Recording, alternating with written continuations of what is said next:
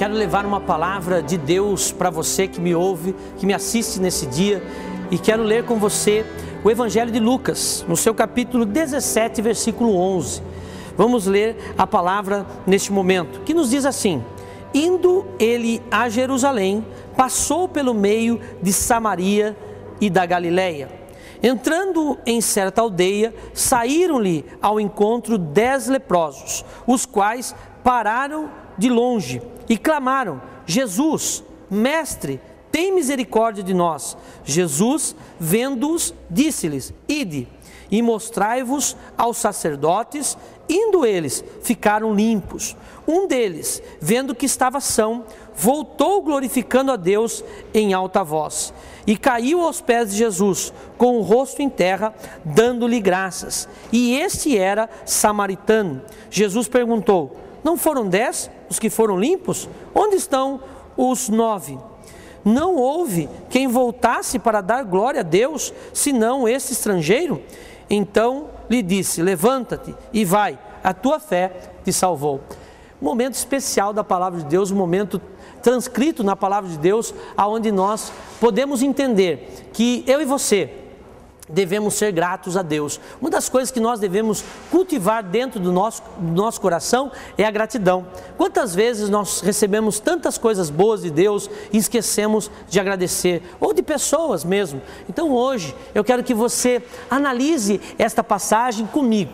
Jesus estava andando na sua caminhada, na sua jornada, pregando o amor de Deus, falando das coisas de Deus, falando da palavra de Deus, e cruza 10 leprosos, para que você consiga se situar no texto, no contexto, na história. Eu vou explicar uma coisa para você. Naquela época não havia cura para a lepra. Então imagine só como viviam os leprosos. Eles viviam em lugares distantes, em lugarejos, todos os leprosos juntos. E a família não poderia ter mais contato com eles. Por quê? Porque eles também seriam contaminados. Então eles eram alimentados de uma forma terrível, faltava alimento, faltava comida, faltava roupa, faltava carinho, faltava atenção, faltava tudo, porque eles tinham que viver isolados.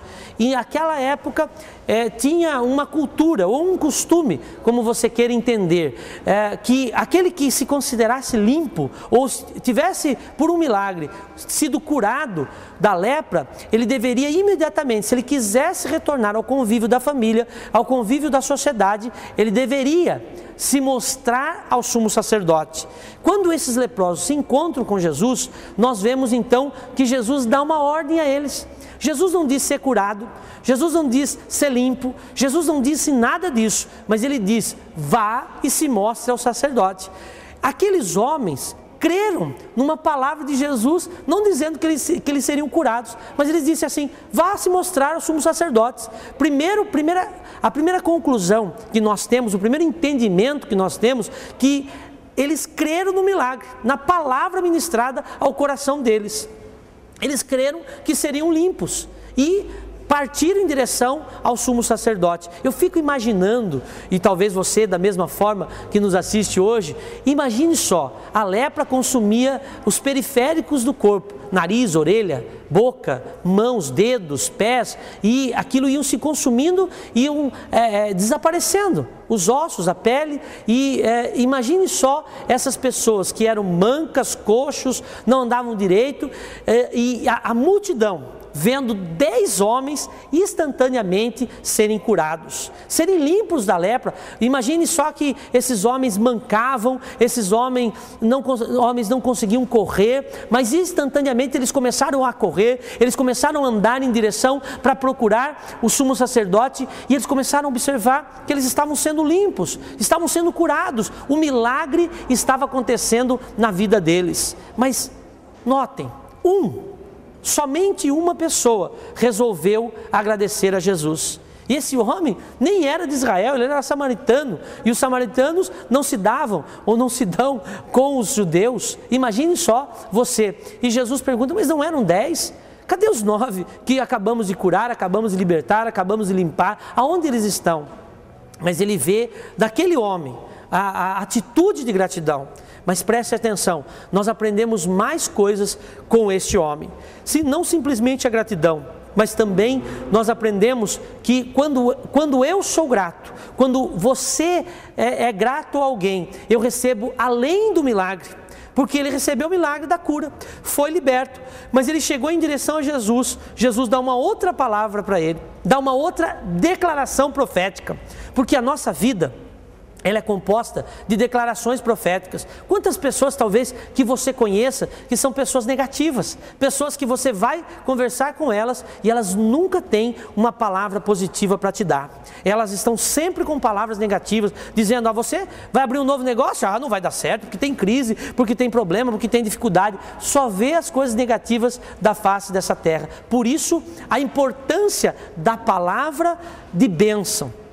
E quando este homem volta para agradecer a Jesus, note que ele já estava curado, ele já tinha sido limpo da lepra, ele já tinha sido curado instantaneamente, milagrosamente por Jesus. Então ele volta para agradecer, e quando ele volta para agradecer, eu quero chamar a tua atenção para isso, porque quando nós agradecemos, nós estamos indo além, e indo além em direção a mais bênçãos, porque ele recebeu o milagre da cura, mas Jesus, ele profere profeticamente uma palavra de bênção sobre a vida daquele homem que voltou. Ele diz: a tua fé te salvou. Então note que esse homem que voltou para agradecer, não simplesmente ele foi limpo da lepra, mas também ele conquistou a salvação.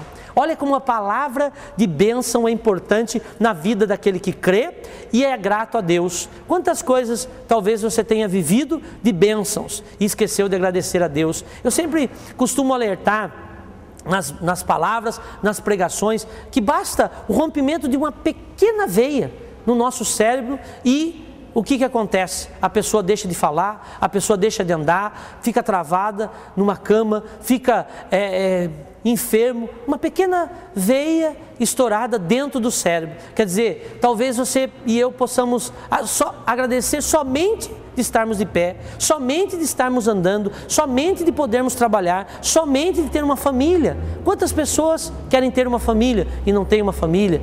Quantas pessoas querem ter um emprego e não têm um emprego? Quantas pessoas querem ter amigos e não têm amigos? Quantas pessoas querem ter um bom casamento, mas não têm um bom casamento? Talvez nesse momento você analisando, você diga dentro de você: o que eu tenho para agradecer a Deus? Talvez você tenha muitas coisas para agradecer que você não tem se lembrado. Então eu quero desafiar você a agradecer a Deus e não simplesmente agradecer somente, crer somente em Deus e agradecê-lo por tudo que Ele tem feito, mas você ir além. Você receber a palavra de salvação de Jesus. Jesus quer te salvar. Jesus quer salvar a sua casa, a sua família e quer provocar um milagre dentro do seu coração, um milagre na sua família, talvez um milagre que você está esperando há tanto tempo. Jesus quer provocar esse milagre. E qual o milagre mais importante que Jesus quer provocar na sua vida? Jesus quer provocar o milagre da salvação.